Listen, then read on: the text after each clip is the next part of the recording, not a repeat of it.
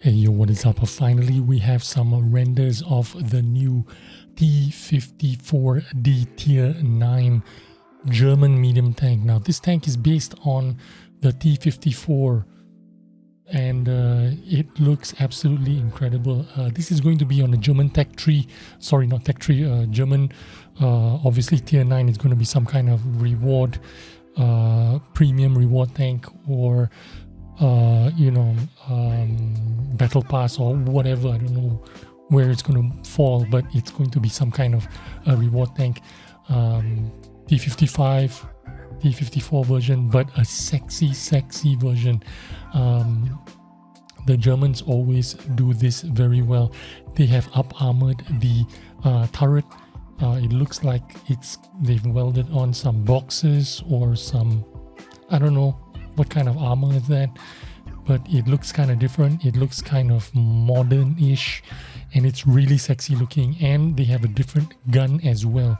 The gun looks something like a British gun, like a Chieftain, maybe like a Centurion kind of gun. L100, L10. I don't know what are the names of those guns, but it's gonna make the tank perform different. It's gonna make the tank look different, and these are some of the stats that we have on the tank so far. 1800 hit points, 580 horsepower. That's not a lot of horsepower. The power to weight ratio only 12.9, which means it is not a quick tank. It's not going to go forward and reverse, like it's not going to jump. It's just going to be really slow moving, but it does have decent speed, 45 kilometers an hour going forward, 18 in reverse.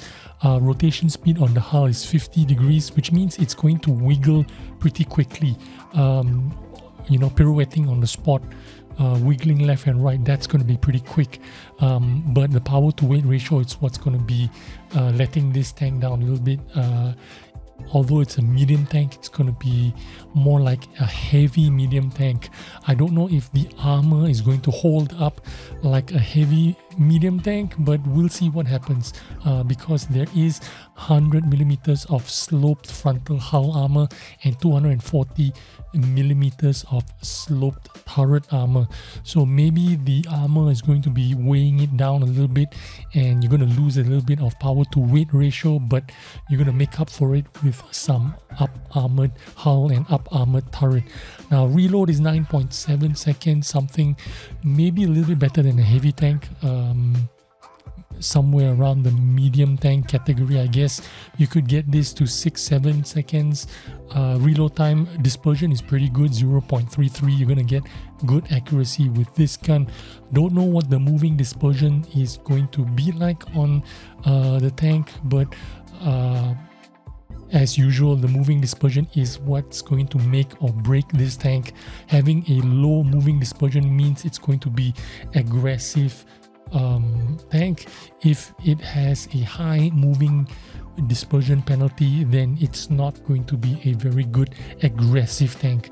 So it all comes down to when they're going to release the information on that moving dispersion penalties. Aim time 2.3 seconds, not the greatest but not the worst either. But another downside of this tank is going to be the gun depression. Yeah, I think being a T54, it's going to earn some of the depression that the Russians are having. Only 5 degrees of gun depression, and that's not great. It means you are basically forced to play on flat terrain. You're going to be looking for a lot of angles when you are on rough terrain, when you have undulations, when you have hills to go over, when you have dips, when you have holes in the ground. It's going to be difficult. You need flat ground, you need open ground for this tank to work well. Shell velocity is pretty good because your stock shells are going to be APCR with 1478 meters per second penetration, and your premium shells are going to be heat shells with 1173 meters per second shell velocity, not penetration, sorry. So that's pretty good shell velocity even for heat. And your APCR 1478, don't look down on it. 1478 on your standard shell velocity, it's like laser. Anything in the region of 1400, 1500 meters per second shell velocity, it's like a laser. You point it, you click it, your shell is going to reach there in an instant. So this is what it's got going for it. Now with the stock penetration of 268, this is giving me an indication that this is going to be in the Kampf Panzer KPZ-50, the reward tank territory kind of performance or competitive level. I'm going to say 268 stock penetration means you're going to be able to fire standard shells most of the time. 300 millimeters of heat penetration, you're only going to use it against tier 10s, I suppose. So this is a really good gun with really good penetration, with a good shell velocity, and good penetration for stock shells and for premium shells. So the only downside I can see on this tank is the low power to weight ratio. 12.9 makes it like a kind of like a fast heavy tank. And the other downside is the 5 degrees of depression. This you inherit from the Russian tanks. A lot of depression. Well, not a lot of depression, not enough depression. Only 5 degrees means you can only be competitive on flat terrain or terrain that has not too much undulations, hills, dips, holes. So this is one of the 2 downsides of this tank. Gun depression and low power to weight ratio. That's the only 2 downsides I can see coming on this tank.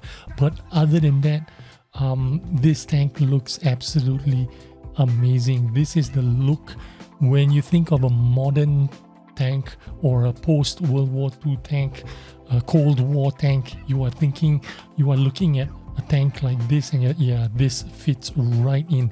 This is the look we are going for. Very sexy looking tank. I want to get this tank even if it's going to suck.